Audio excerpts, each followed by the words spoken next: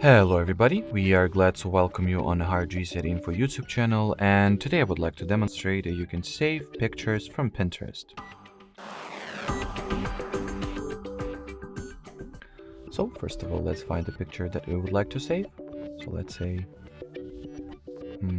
this one. Then if you would like to save the picture to the list of saved pin to your Pinterest collection inside the application, just tap at this very apparent save button. As you can see, it has been saved to your profile.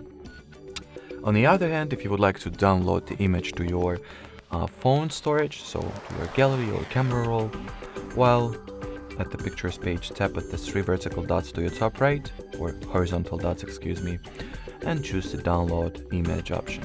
Wait for the image to get downloaded, and once you will open your gallery on your device, you'll have it right over here.